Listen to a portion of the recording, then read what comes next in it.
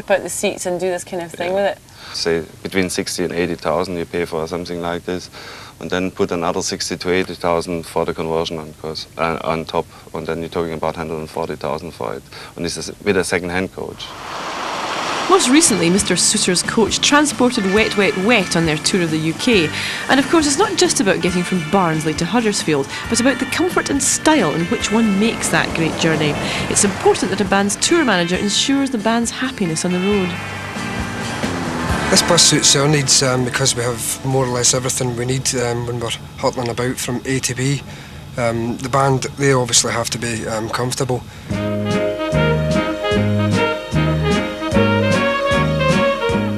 We've everything down here that the band can need whilst they're travelling, almost everything that is. And there's a couple of lounges, both with their own stereo and video systems.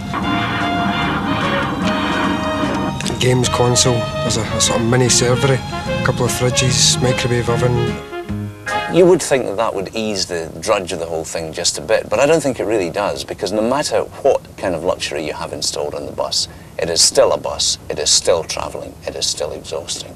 But surely the great frustration for any master coach builder is no matter how beautifully you fit out your coach with this plastic granite-style worktops, built-in videos, leather couches and even a marvellous selection of B&Q scatter cushions, at some point in its life, this coach will be full of pop stars.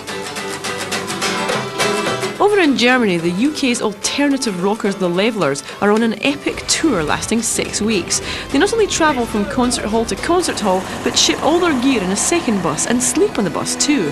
Their driver makes sure it's a smooth ride.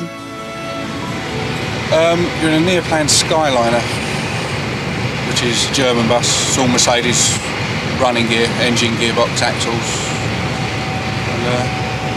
and very expensive basically.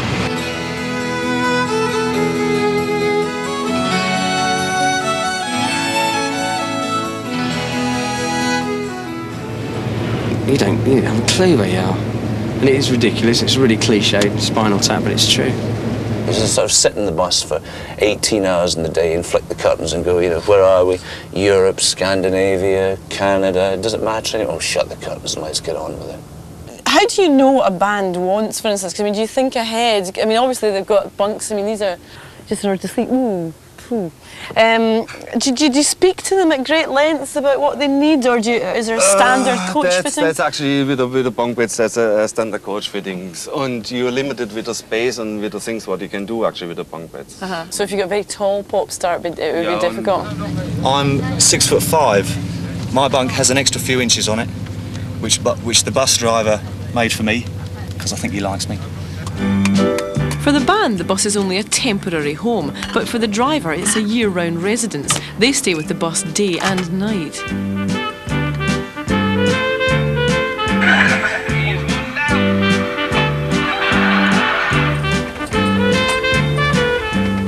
These people are not unruly. I mean, they all work for a living. I mean, they work very, very hard for a living.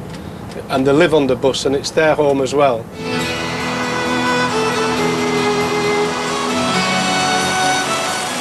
If they're partying or sleeping or whatever, it means I'm doing my job right because they're not worried about me driving. You know, they're just quite happy to party on, get drunk and not worry about it. If everyone was sitting watching my every move, then I'd obviously be doing something wrong because they'd all be a little bit worried about it.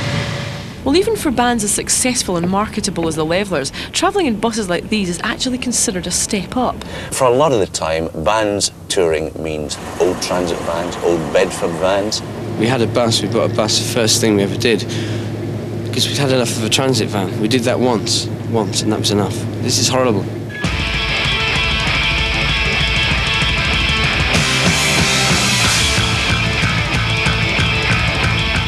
Obviously you're with the same people day in, day out, and sometimes you get the feeling, not unlike cabin fever, that stop the bus, I want to go off.